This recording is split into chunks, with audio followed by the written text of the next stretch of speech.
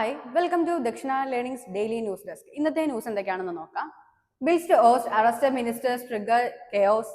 No delay in treating amoebic infection, Kerala Health Department. Third, India successfully test fires Agni 5 intermediate range ballistic missile. Fourth, Lok Sabha clears bill that bans real money gaming. Fifth, conflict, poverty, climate change, fuel, Nigeria's worsening malnutrition crisis. അപ്പൊ ഈ news ഒക്കെ എന്തൊക്കെയാണെന്ന് detail ആയിട്ട് നോക്കാം. ഒന്നാമത്തെ news നോക്കാം. Bills to arrest ministers trigger chaos. അതായത് എന്താണ് ഈ ന്യൂസിൽ പറയുന്നത്? Government introduce 3 new bills in Lok Sabha aimed at ensuring political morality by disqualifying prime minister, chief minister, ministers detained for 30 consecutive days on serious charges. Okay, അതായത് എന്താണ്, ഇപ്പൊ prime minister, chief minister അല്ലെങ്കിൽ ministers ഒക്കെ എന്താണ് ഒരു ക്രൈം ചെയ്യാണ് അല്ലെങ്കിൽ ഒരു സീരിയസ് ആയിട്ട് ഒരു ഇഷ്യൂല് പെടുകയാണെന്നുണ്ടെങ്കിൽ എന്താണ്, അവരെ ഡിസ്ക്വാളിഫൈ ചെയ്യും. 30 ഡേയ്സിനുള്ളിൽ എന്താണ് ഡിസ്ക്വാളിഫൈ ചെയ്യും. അതുമായിട്ട് ബന്ധപ്പെട്ടുള്ള പുതിയ 3 ബിൽസ് ആണ് ലോക്സഭയിൽ ഇൻട്രൊഡ്യൂസ് ചെയ്തത് എന്നാണ് പറയുന്നത്. 3 ബിൽസ് ഏതൊക്കെയാണെന്ന് നോക്കാം. ഗവൺമെന്റ് ഓഫ് യൂണിയൻ ടെറിട്ടറീസ് അമെൻമെന്റ് ബിൽ 2025. സെക്കൻഡ് എന്താണ്, കോൺസ്റ്റിറ്റ്യൂഷൻ 113th അമെൻമെന്റ് ബിൽ 2025. തേർഡ് എന്താ, ജമ്മു ആൻഡ് കാശ്മീർ റീഓർഗനൈസേഷൻ അമെൻമെന്റ് ബിൽ 2025. ഈ 3 ബിൽസ് ആണ് ഇൻട്രൊഡ്യൂസ് ചെയ്തത്. കീ പ്രൊവിഷൻ എന്താന്ന് നോക്കാം ഈ 3 ബില്ലിന്റെ. അതായത് എന്താണ്, ഇപ്പൊ prime minister, chief minister, ministers ഒക്കെ പറയാണ്, മീൻസ് അവര് ഒരു സീരിയസ് ക്രൈമിൽ അവർ ഉൾപ്പെട്ടു. അതായത് ഒരു 5 വർഷം അല്ലെങ്കിൽ 5 വർഷത്തിൽ കൂടുതൽ ഇംപ്രിസൺമെന്റ് കിട്ടുന്ന രീതിക്ക് ഒരു പണിഷ്മെന്റിൽ ഒരു ക്രൈമിൽ ഇവര് ഇൻവോൾവ് ആയി. അപ്പൊ എന്താണ്, ഇവരൊരു 30 ദിവസം ഇതിന്റെ പേരിൽ അറസ്റ്റിലായി. അതായത് ജാമ്യമോ കാര്യങ്ങളോ ഒന്നും കിട്ടിയിട്ടില്ല. അപ്പൊ എന്താ, 31ാമത്തെ ദിവസം ഇവരുടെ പോസ്റ്റിൽ നിന്ന് ഡിസ്ക്വാളിഫൈ ചെയ്യും എന്നാണ് പറയുന്നത്. ഇതാണ് ഇതിന്റെ ഒരു കീ പ്രൊവിഷൻ എന്ന് വെച്ചാൽ. ഇപ്പം റിമൂവൽ അതോറിറ്റി നോക്കുകയാണെങ്കിൽ പ്രൈം മിനിസ്റ്ററിനെ ആരാണ് റിമൂവ് ചെയ്യുക? പ്രസിഡന്റ് ആയിരിക്കും. അതുപോലെ ചീഫ് മിനിസ്റ്ററിനെ ആരായിരിക്കും? ഗവർണർ ആയിരിക്കും റിമൂവ് ചെയ്യുന്നത്. ഓക്കെ, ഇതിനൊരു പൊളിറ്റിക്കൽ ഡിബേറ്റ് നോക്കുകയാണെങ്കിൽ ഗവൺമെന്റിന്റെ സ്റ്റാൻഡ് എന്താണ്? എൻഷുർസ് political morality, prevents criminalisation of politics. എന്നാൽ ഒപ്പോസിഷൻ എന്താണ് കൺസേൺ ചെയ്യുന്നത്? ഇത് അൺകോൺസ്റ്റിറ്റ്യൂഷണൽ ആണ്, അതുപോലെ ആന്റി ഫെഡറൽ ആണ്. അതായത് ED, CBI പോലത്തെയുള്ള ഈ ഏജൻസീസിനെയൊക്കെ എന്താണ് മിസ്യൂസ് ചെയ്യപ്പെടാൻ സാധ്യതയുണ്ട് എന്നാണ് പറയുന്നത്. അതുപോലെ എന്താണ്, ഡെമോക്രാറ്റിക്കലി എലക്ട് ചെയ്തിട്ടുള്ള ലീഡേഴ്സ് ആണ്. അപ്പൊ ഇങ്ങനെ ചെയ്യുന്നത് എന്താണ്, അൺകോൺസ്റ്റിറ്റ്യൂഷണൽ ആണ്, ആന്റി ഫെഡറൽ ആണ് എന്നാണ് പറയുന്നത്. അതുപോലെ എന്താണ്, scene as A move towards A police state. ഇത് എന്തായിട്ടാ അവർക്ക് തോന്നുന്നത്? ഒരു പോലീസ് സ്റ്റേറ്റ് ആ ഒരു രീതിയിലേക്ക് മാറുകയാണ് എന്നാണ് തോന്നുന്നത്. അതുപോലെ രാഹുൽ ഗാന്ധി എന്താ പറഞ്ഞത്? മെഡീവൽ ടൈംസിൽ രാജാവിന് എന്താണ്, ആരെ വേണമെങ്കിലും റിമൂവ് ചെയ്യാൻ പറ്റും എന്നൊരു രീതി ഉണ്ടായിരുന്നു. അതാണ് ഇതിനെ പറ്റിയിട്ട് രാഹുൽ ഗാന്ധി പറയുന്നത്. ഹോം മിനിസ്റ്റർ എന്താ പറഞ്ഞത്? അദ്ദേഹത്തിൽ 2010 ഇതുപോലെ ഒരു അറസ്റ്റിന്റെ കാര്യം ഉണ്ടായപ്പം അദ്ദേഹം സ്വയം തന്നെ എന്താണ് റിസൈൻ ചെയ്യുകയുണ്ടായി എന്നാണ് പറയുന്നത്. ഓക്കെ, ഇതിന്റെ ഒരു പാർലമെന്ററി പ്രൊസീജിയർ എങ്ങനെയാണെന്ന് നോക്കാം. അതായത് ഒരു joint committee, bills refer to a joint committee of parliament. അതിൽ ആരൊക്കെയാണ്? 21 ലോക്സഭാ മെമ്പേഴ്സും 10 രാജ്യസഭാ മെമ്പേഴ്സും ആണുള്ളത്. കമ്മിറ്റി ടു സബ്മിറ്റ് റിപ്പോർട്ട് എന്നാണ് വിന്റർ സെഷനിലാണ് റിപ്പോർട്ട് സബ്മിറ്റ് ചെയ്യേണ്ടത്. ഇതിന്റെ ഒരു കോൺസ്റ്റിറ്റ്യൂഷൻ ആൻഡ് ഗവർണൻസ് ആംഗിൾ നോക്കുകയാണെങ്കിൽ പ്രധാനമായിട്ടും ഉയർന്നു വരുന്ന ക്വസ്റ്റ്യൻസ് ഇതൊക്കെയാണ്. അതെന്തൊക്കെയാണ്? ഒന്ന് ബേസിക് സ്ട്രക്ചറിനെ പറ്റിയിട്ടാണ്. അതായത് federalism, separation of powers, due process, ഇതിനൊക്കെ പ്രശ്നമുണ്ടാകും എന്നാണ് പറയുന്നത്. അതുപോലെ എന്താണ്, ആർട്ടിക്കിൾ 164 and 75 ഇതിനകത്ത് എന്താ, CM, PM-ന്റെ ഒക്കെ എന്താ ടെന്യൂറിനെ പറ്റിയിട്ട്. അപ്പം അതിൽ പ്രശ്നമുണ്ടാകും ഈ പറഞ്ഞ ഇവരെ ഡിസ്ക്വാളിഫൈ ചെയ്യുന്നത് വഴി. പിന്നെന്താ, ക്രിമിനലൈസേഷൻ ഓഫ് പൊളിറ്റിക്സ് വിച്ച് എന്താണ്, മിസ്യൂസ് ഓഫ് അറസ്റ്റ് പവേഴ്സ്. ഇപ്പൊ ED, CBIയുടെ കാര്യമൊക്കെ നമ്മൾ പറഞ്ഞല്ലോ നേരത്തെ, അതിനെ പറ്റിയിട്ടാണ് ഇവിടെ പറയുന്നത്. പിന്നെ എന്താ, doctrine of proportionality, whether detention alone justifies removal. ഈ ഇത്രയും കാര്യങ്ങളാണ് പ്രധാനമായിട്ടും ഉയർന്നു വരുന്ന ഈ കൺസേൺ ആയിട്ട് വരുന്നത്. ഓക്കെ, ഇതിന്റെ മെയിൻസ് നോക്കുകയാണെങ്കിൽ എന്താണ്, GS paper 2 polity and governance ആണ്, കോൺസ്റ്റിറ്റ്യൂഷണൽ അമെൻമെന്റ്സ്, criminalisation of politics, federalism and separation of powers, role of parliament in law making and oversight. അപ്പൊ ഈ ക്വസ്റ്റ്യൻസ് ഒക്കെ നിങ്ങളൊന്ന് വർക്ക്ഔട്ട് ചെയ്യുക. ഇതിന്റെ ആൻസർ ഒന്ന് കമന്റ് ചെയ്യുക. ഓക്കെ, അടുത്ത ന്യൂസ് നോക്കാം. സെക്കൻഡ് ന്യൂസ് നോക്കാം. No delay in treating amoebic infection, Kerala health department. ഇതിൽ എന്താ പറയുന്നത് വെച്ചാൽ, ഈ അമീബിക് ഇൻഫെക്ഷൻസ് ഒക്കെ വന്നാൽ ഒരു ഡിലേയും ഇല്ലാതെ തന്നെ ഡയഗ്നോസ് ചെയ്യാൻ പറ്റുമെന്നാണ് കേരള ഹെൽത്ത് ഡിപ്പാർട്ട്മെന്റ് പറയുന്നത്. അതാണ് ഈ ന്യൂസിൽ പറയുന്നത്. നമുക്ക് ഡീറ്റെയിൽ ആയിട്ട് നോക്കാം. കീ പോയിന്റ്സ് ഇതിന്റെ എന്താണെന്ന് നോക്കിയാൽ, ഡയഗ്നോസിസ് ആൻഡ് ട്രീറ്റ്മെന്റ് നോക്കുമ്പോൾ എന്താണ്, ഇപ്പൊ കോഴിക്കോട് മെഡിക്കൽ കോളേജ് ഹോസ്പിറ്റലിൽ എന്താണ്, മൈക്രോബയോളജി ലാബിൽ എന്താണ് പ്രിലിമിനറി ഡയഗ്നോസിസ് ചെയ്യാൻ പറ്റും. എന്ത് യൂസ് ചെയ്തുകൊണ്ട്? സെറിബ്രോ സ്പൈനൽ ഫ്ലൂയിഡ് വെച്ചിട്ടുണ്ട്. അതിന്റെ സാമ്പിൾസ് വെച്ചുകൊണ്ട് ഇത് എന്താണ് നമുക്ക് കണ്ടുപിടിക്കാൻ പറ്റുമെന്നാണ് പറയുന്നത്. അത് ടെസ്റ്റ് ചെയ്തിട്ട് എന്താ സ്റ്റേറ്റ് പബ്ലിക് ഹെൽത്ത് ലാബിലായിരിക്കും സാമ്പിൾസ് സെൻഡ് ചെയ്യുക, അവിടെ ആയിരിക്കും ടെസ്റ്റ് ചെയ്യുക. അപ്പൊ ഇതെന്താണ്, ഇത് കണ്ടുപിടിച്ചു, ഡയഗ്നോസിസ് ചെയ്തപ്പോൾ പോസിറ്റീവ് ആണെന്ന് കണ്ടുപിടിച്ചാൽ എന്താണ് ഒരു രീതിക്കും ട്രീറ്റ്മെന്റ് ഡിലേ ചെയ്യാതെ തന്നെ അടുത്ത നടപടികളിലേക്ക് പോകും എന്നാണ് പറയുന്നത്. അഡ്വാൻസ് ഫെസിലിറ്റീസ് എന്താണ്, ജൂൺ 2025 മുതൽ എന്താണ് കേരള സ്റ്റേറ്റ് പബ്ലിക് ഹെൽത്ത് ലാബ്സിൽ എന്താണ് മോളിക്കുലർ ഡയഗ്നോസ്റ്റിക് ഫെസിലിറ്റീസ് ഒക്കെ വന്നു. അതുകൊണ്ട് തന്നെ എന്താണ് 5 ടോക്സിക് ഫ്രീ ലിവിങ് അമീബിക് സ്പീഷീസിനെയൊക്കെ എന്താണ് ഡിറ്റക്ട് ചെയ്യാൻ പറ്റും. ആ ഒരു എന്താണ് ഫെസിലിറ്റി വന്നു. നേരത്തെയൊക്കെ നമ്മൾ എന്താണ് ചണ്ഡീഗഡിലെ PGI ആണ് യൂസ് ചെയ്തുകൊണ്ടിരുന്നത്, അല്ലെങ്കിൽ ഡിപ്പെൻഡ് ചെയ്തുകൊണ്ടിരുന്നത്. എന്നാൽ ഇപ്പൊ എന്താ ഈ ഒരു ഫെസിലിറ്റി അവൈലബിൾ ആയതുകൊണ്ട് തന്നെ ഇപ്പൊ നമുക്കത് യൂസ് ചെയ്യേണ്ടതായിട്ട് വരുന്നില്ല. ഇതാണ് നമ്മളുടെ ഒരു അഡ്വാൻസ്ഡ് ഫെസിലിറ്റീസ് എന്ന് പറഞ്ഞാൽ. ഡിസീസ് ബാക്ക്ഗ്രൗണ്ട് നോക്കുകയാണെങ്കിൽ എന്താണ് ഈ അമീബിക് എന്താണ് റയർ ആണ്, അതുപോലെ എന്താണ് ബ്രെയിൻ ഇൻഫെക്ഷനിലോട്ട് വരെ കോസ് ചെയ്യാനായിട്ട് എന്താണ് കാരണമാണ്. അതുപോലെ എന്താണ് അതായത് ഇത് കോസ് ചെയ്യുന്ന എങ്ങനെയാണ് ബൈ ഫ്രീ ലിവിങ് അമീബിക്. ഈ ഫ്രീ ലിവിങ് ആയിട്ടുള്ള അമീബിക് വഴിയാണ് ഇതിനൊക്കെ കാരണമാകുന്നത്. അതുപോലെ ഈ ട്രാൻസ്മിഷൻ എന്താണ് കണ്ടാമിനേറ്റഡ് വാട്ടർ വഴിയാണ്. അതെങ്ങനെയാണ് നമ്മളിപ്പോ ഈ അഴുക്ക് വെള്ളത്തിലൊക്കെ ചാടുക കുളിക്കുക എന്തിലൊക്കെ ചെയ്യാൻ ഇറങ്ങിയാൽ എന്താണ് അങ്ങനെയാണ് ഇത് ഇൻഫെക്റ്റ് ആവുന്നത്. നോസ് വഴിയായിരിക്കും ഇത് എൻ്റർ ചെയ്യുന്നത്. സിംറ്റംസ് എന്തൊക്കെയാണ് ഇപ്പൊ പറഞ്ഞ ഈ തലവേദന, പനി, അതുപോലെ തന്നെ നെക്ക് പെയിന്, അങ്ങനെ പല പല സിംറ്റംസ് ആയിരിക്കും വരുന്നത്. നോസ് വഴി നേരെ ബ്രെയിനിലേക്കാണ്. അപ്പൊ അതുമായിട്ട് ബന്ധപ്പെട്ടുള്ള പല പല സിംറ്റംസ് ആയിരിക്കും വരുന്നത്. ഓക്കെ, മെയിൻസിലേക്ക് നോക്കുകയാണെങ്കിൽ GS പേപ്പർ 2 അതുപോലെ എന്താണ് GS പേപ്പർ 3 വരുന്നത്. GS paper 2 governance health policies ആണ്. GS paper 3 science and technology environment. ഈ ക്വസ്റ്റ്യൻസ് നിങ്ങൾ നോക്കുക, അതുപോലെ തന്നെ ഈ ക്വസ്റ്റ്യൻ വർക്ക്ഔട്ട് ചെയ്തിട്ട് ഇതിന്റെ ആൻസർ കമന്റ് ചെയ്യാം. ഓക്കെ, നെക്സ്റ്റ് ന്യൂസ് നോക്കുകയാണെങ്കിൽ ഇന്ത്യ സക്സസ്ഫുള്ളി ടെസ്റ്റ് ഫയർസ് അഗ്നി 5 ഇന്റർമീഡിയറ്റ് റേഞ്ച് ബാലിസ്റ്റിക് മിസൈൽ.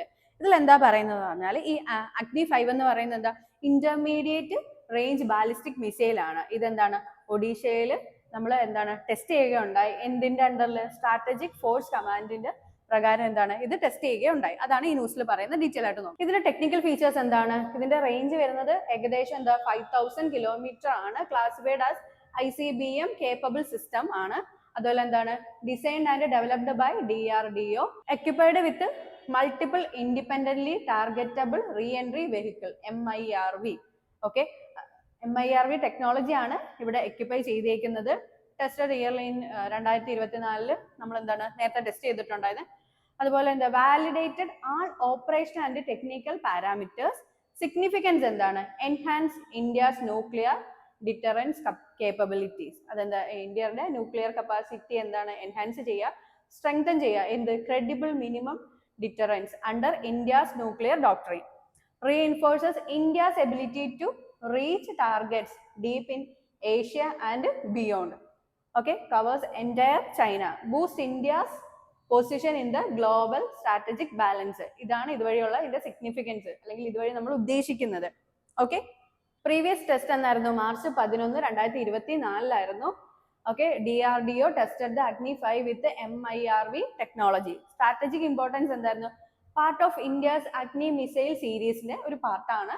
അതുപോലെ എന്താണ് operator under strategic force command, responsible for India's nuclear arsenal management, critical for India second strike capability. Okay, GS paper 2 അല്ലെങ്കിൽ GS paper 3 എന്താണ് ഈ news വരുന്നത്.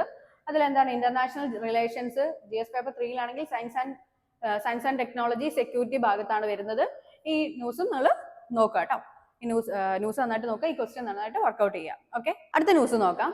Lok Sabha clears bill that bans real money gaming. അതായത് ഈ ഒരു കോണ്ടെക്സ്റ്റിൽ എന്താ പറയുന്നത്, ലോക്സഭ എന്താണ് ഒരു promotion and regulation of online gaming bill 2025 എന്ന് പാസ് ചെയ്യുകയുണ്ടായി. ഇതിനകത്ത് എന്താ പറയുന്നത്, ഇത് എങ്ങനെയാണ് ഒരു വോയിസ് വോട്ട് വഴിയാണ് ഈ ഒരു ബില്ല് പാസ് ചെയ്തത്. ഇതിൽ എന്താ പറയുന്നത്, പ്രൊഹിബിറ്റ് ഓൺലൈൻ മണി ഗെയിംസ്. അതായത് ഈ fantasy sports, card games, betting games ഒക്കെ ഉണ്ടല്ലോ, ഇതൊക്കെ പ്രൊഹിബിറ്റ് ചെയ്യാന്നാണ് ഉദ്ദേശിക്കുന്നത്. എന്ത് പ്രൊമോട്ട് ചെയ്യുക, promoting E sports as A creative and recreational industry. Okay, ഇതാണ് ഈ ന്യൂസിൽ പറയുന്നത്. ഓൺലൈൻ ഗെയിംസ് ഒക്കെ മാറ്റുക, അതിന് പകരം എന്താണ് ഈ സ്പോർട്സ് ഒക്കെ ക്രിയേറ്റീവ് ആയിട്ടുള്ള ഈ സ്പോർട്സ് ഒക്കെ പ്രൊമോട്ട് ചെയ്യുക. കീ പ്രൊവിഷൻസ് എന്താണെന്ന് നോക്കാം. എന്താണ് പ്രൊഹിബിറ്റ് ചെയ്യുന്നത്, offering, operating, facilitating, advertising, promoting and participating in online money games involving user deposit. അതായത് ഈ പറഞ്ഞ പോലെ എന്താണ് ഓൺലൈനായിട്ടുള്ള പണം വെച്ചിട്ടുള്ളൊക്കെയുള്ള ഗെയിംസും കാര്യങ്ങളൊക്കെ ഉണ്ടല്ലോ, അതൊക്കെ എന്താണ് പ്രൊഹിബിറ്റ് ചെയ്യാന്നുള്ളതാണ് ഇതിന്റെ ഒരു കീ പ്രൊവിഷൻ. അതുപോലെ എന്താ rationale rising social financial psychological and public health harms, suicide, addiction, loss of savings, fraud, ഇതൊക്കെ വഴി എന്താണ് ഈ പറഞ്ഞ പോലെ സൂയിസൈഡ് ചെയ്യുന്നുണ്ട് ചിലര്, അല്ലെങ്കിൽ ഇതിൽ ഭയങ്കരമായിട്ട് അഡിക്റ്റ് ആവുന്നുണ്ട്. അങ്ങനെ കാര്യങ്ങളൊക്കെ ഇതിന്റെ കുറച്ച് കൺസേൺ ആയിട്ട് ഉയർന്നു വരുന്ന കുറെ കാര്യങ്ങളാണ്.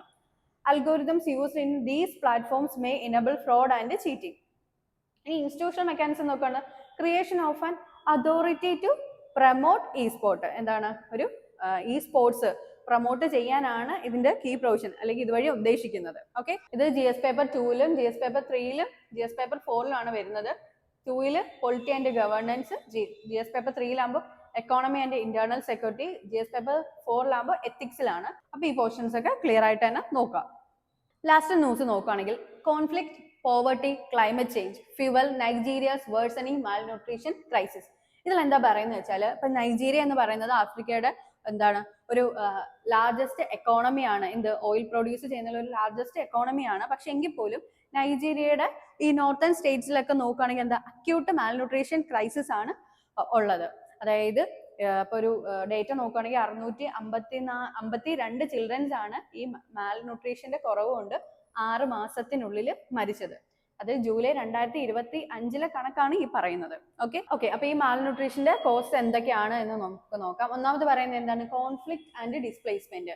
അതായത് അതിൽ പറയുന്നത് ബോഗോ ഹറാം ഇൻസർജൻസി. അപ്പൊ ഈ പറഞ്ഞ ഇൻസർജൻസി കാര്യങ്ങളൊക്കെ വരുമ്പോൾ എന്താണ് ഫുഡ് ഷോർട്ടേജ് കാര്യങ്ങളൊക്കെ ഉണ്ടാവും. അതും എന്താണ് മാൽന്യൂട്രീഷനുള്ള ഒരു കാരണമാകും. സെക്കൻഡ് പറയുന്നത് എന്താണ്, ബാൻഡറ്ററി ക്രൈസിസ്. ഇതെന്ന് വെച്ചാൽ എന്താണ്, ഇവരെന്ന് പറയുന്നത് ആംഡ് ക്രിമിനൽസ് ആണ്. ഇവര് ആരെയാണ്, ഫാമർ ഹെർഡേഴ്സ് ഒക്കെ ആയിട്ടാണ് ഇവർ ക്ലാഷ് ചെയ്തത്. അതുകൊണ്ട് തന്നെ എന്താണ് ഇത് disrupting farming and food supply.